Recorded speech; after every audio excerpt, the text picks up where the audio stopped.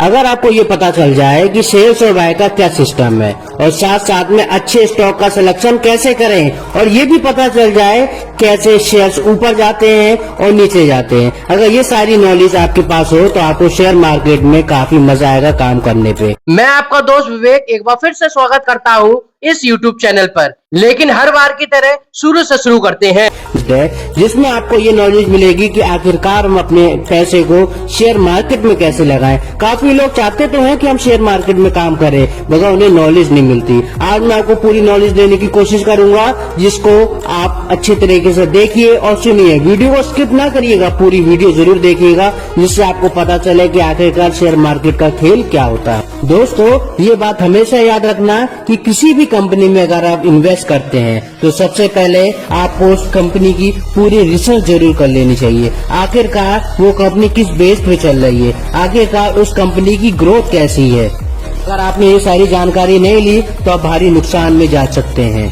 आज मैं आपको इस वीडियो के माध्यम से बताऊंगा आखिरकार हम मल्टी बैगर स्टॉक को कैसे चुने। आगे बढ़ने से पहले आपको ये बता दूं, ये वीडियो काफी लंबी हो सकती है, क्योंकि इस वीडियो में एक एक बात को मैंने डिटेल में लिया है, जिससे आपको एक बार में समझ में आ जाए और आपको दूसरे वीडियो को ना देखने पड़े। अभी थोड़ी देर पहले मैंने एक वर्ड का नाम लिया था, मल्टी बैगर स्टॉक। आखिरकार ये मल्टी बैगर स्टॉक है क्या? आपको मैं ये बता दूं, एक पुस्तक जो कि पीटर लिंच ने लिखी है, इसमें सबसे पहले इस वर्ड का प्रयोग किया गया था। मल्टी बैगर स्टॉक का सीधा मतलब है एक ऐसा स्टॉक जो आपको इन्वेस्ट करते ही रिटर्न देता रहे, यानी कि अगर आप एक बार उस पे कोई ना कोई पैसा लगाए तो आपको 100% अधिक माध्यम से आपको पैसा रिटर्न मिले, मतलब आपकी पॉलिसी से कुछ ज्यादा पैसा मिले आपको। दोस्तों, स्टॉक सिलेक्शन करने से पहले हमें इन चीजों का ध्यान जरूर रखना चाहिए, जिससे हमें आखिरकार पता चले कि हमारा बेस्ट स्टॉक कैसे है और हम उसे कैसे चुने। Type of business, market capitalization, profit growth, डेप्ट यानी कर्ज, ROE return on equity, ROCE return on capital employment, free cash flow, promoter holding सबसे ज्यादा इम्पोर्टेंट है दोस्तों ये, PE ratio, price earning ratio, और लास्ट न्यूज चैनल से हमें ये पता चलता है कि स्टॉक कैसे बढ़ रहे हैं, कौन कौन से स्टॉक में प्रॉफिट है, कौन कौन से स्टॉक में लॉस है। अब ये सारी चीजें हम एक बार डिटेल में देख लेते हैं, जिससे कि आपको एक एक वर्ड का मतलब पता चल जाए और एक एक चीज आपको क्लियर हो जाए। वीडियो का मेन पार्ट शुरू हो रहा है। अगर वीडियो को अभी तक आपने स्किप नहीं करा है और आप देख ही रहे हैं तो थोड़ा और देख लीजिए, आपको शेयर मार्केट में कैसे पैसा लगाना है, और काफी अच्छा भी लगेगा जब आप इसको नॉलेज ले लेंगे, उसके बाद आप काम करेंगे। तो टाइप्स ऑफ बिजनेस, जिस भी कंपनी के स्टॉक को आप सेलेक्ट करने जा रहे हैं, वह कंपनी किस टाइप का बिजनेस करती है। क्या वो ग्रोइंग बिजनेस है, क्योंकि आप तभी पैसा कमा सकते हैं जब कंपनी आगे ग्रो कर रही है। यदि कोई कंपनी का फाउंडेशन अच्छा नहीं है, यानी कि उसका ग्रोइंग प्रोसेस बढ़िया नहीं है, पर वह आगे जाके बिजनेस को बढ़ा सकती है, या उसका बिजनेस कम हो सकता है, या उसका बिजनेस बंद हो सकता है, तो आप भारी नुकसान में जा सकते हैं। उदाहरण के तौर में आपको बताना चाहूंगा, यदि कोई कंपनी प्लास्टिक बनाने का काम करती है, यानी कि प्लास्टिक का इन्वेस्टमेंट करती है, तो वो पक्का ही डूबने वाली है, क्योंकि दुनिया भर में प्लास्टिक बैन की जा चुकी है और आने वाले टाइम पे उसका अल्टरनेटिव ढूंढा जा रहा है। इसमें आपको अपना थोड़ा कॉमन सेंस यूज करना होता है और देखना होता है कि कंपनी का बिजनेस किस तरीके से ग्रो हो रहा है और कौन कौन चीजों में आगे वो बढ़ रहा है। मार्केट कैपिटलाइजेशन, इसमें आपको ये देखना होता है कि कंपनी स्मॉल कैप की है, मिड कैप की है या लार्ज कैप की है, क्योंकि यदि आप स्मॉल कैप में इन्वेस्ट करते हो तो आपको ग्रोइंग होने की चांसेस ज्यादा बढ़ जाती है, परंतु रिस्क भी बहुत है इसमें। इसके लिए मैं आपको थोड़ा बता दूं, स्मॉल कैप मतलब high risk high profit, mid cap मतलब mid risk mid profit, large cap मतलब लो रिस्क लो प्रॉफिट। ये पूरा स्टेटमेंट है जिसके माध्यम से आप समझ जाएंगे कि मार्केट कैपिटलाइजेशन क्या होता है। प्रॉफिट ग्रोथ, इसमें यह देखना होता है कि कंपनी का प्रॉफिट हर साल बढ़ रहा है, क्या टाइम के साथ घट तो नहीं रहा है या मेंटेन है। आपको ये चीज का ध्यान जरूर लेना चाहिए, क्योंकि कंपनी का प्रॉफिट यदि बढ़ रहा है तो उसका मतलब ये है कंपनी भी आगे जाके बढ़ेगी और शेयर प्राइस भी इसके बढ़ेंगे। प्रॉफिट यदि घट रहा है तो आप लॉस में जा सकते हैं।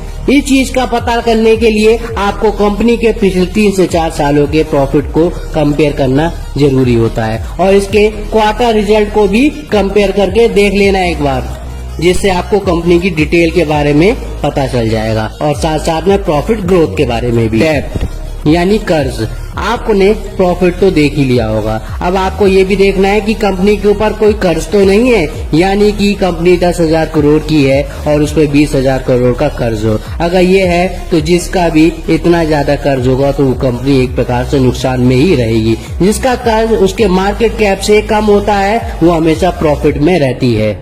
दोस्तों, इसके बाद आपको कुछ प्रोफाइल शेयर देखने होते हैं जिसके माध्यम से आपको पता चलता है कि आखिरकार हमें कितना प्रॉफिट होगा। ROE, return on equity. दोस्तों, आपको मैं ये बता दूं सिंपल वर्ड में, यदि किसी कंपनी का ROE 15 से ज्यादा है तो उसका अच्छा माना जाता है, यानी कि वो प्रॉफिटेबल है।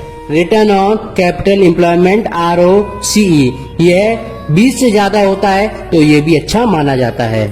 फ्री कैश फ्लो, यानी कंपनी के पास एक्स्ट्रा कैश कितना है जिससे कंपनी अपने ग्रो कर सकती है और अपने डिवेटर पे काम कर सकती है, साथ में अपने अन्य कार्य को भी कर सकती है। प्रमोटर होल्डिंग सबसे ज्यादा इम्पोर्टेंट पार्ट है। प्रमोटर वो होते हैं जिन्होंने कंपनी को बनाया होता है। मेरे अनुसार उन कंपनियों को अवॉइड करना होता है जिनका प्रमोटर होल्डिंग 45% से कम होता है। PE ratio, price earning ratio, ये जितना कम होता है उतना अच्छा माना जाता है। यह एक ही सेक्टर की 2 कंपनी की तुलना करने के लिए इस्तेमाल किया जाता है और यह नेगेटिव भी नहीं होना चाहिए और ना ही कम होना चाहिए।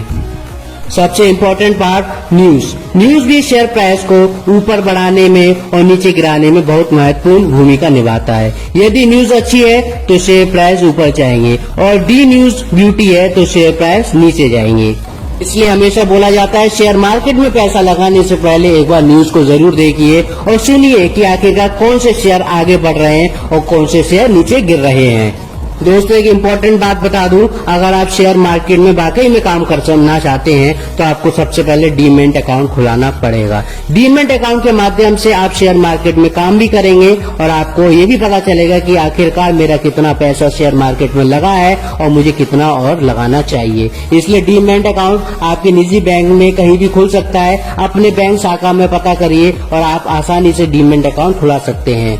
दोस्तों, ये वीडियो थोड़ी बड़ी बन गई है क्योंकि आपको डिटेल में भी समझना चाहिए कि आखिरकार शेयर मार्केट होता क्या है, उसमें हम पैसा कैसे लगाएं, हमको कैसी कंपनी चुननी है जिससे हमें हाई प्रॉफिट हो मगर नुकसान कम हो, और डेप्थ में वो कंपनी है कि नहीं ये भी हमें देखना जरूरी है। और साथ साथ में हमें ये भी देखना है कि हम अपने बेस्ट मल्टी बैगर स्टॉक कैसे चुने जो हमें लंबे समय तक प्रॉफिट गेन कराए। दोस्तों, इस वीडियो को पूरा देखने के बाद आपको अब शेयर मार्केट के कोई और वीडियो देखने की जरूरत नहीं पड़ेगी। अगर आपने ये वीडियो ध्यान पूर्वक देखी है तो आपको जरूर कुछ न कुछ नई नॉलेज सीखने को भी मिला होगा और आपको वीडियो काफी अच्छी भी लगी होगी। कमेंट बॉक्स में जरूर लिखिएगा कि आपको कौन से शेयर में पैसा लगाना है जिससे मैं आपको बता सकूं कि ये शेयर कितने सालों तक प्रॉफिट आपको गेन कराएंगे और कितने सालों तक ये आगे बढ़ते रहेंगे, जिससे कि आपकी पॉलिसी में कोई भी नुकसान ना आए और आप एक प्रकार से अच्छे मल्टी बैगर स्टॉक को चुन सके।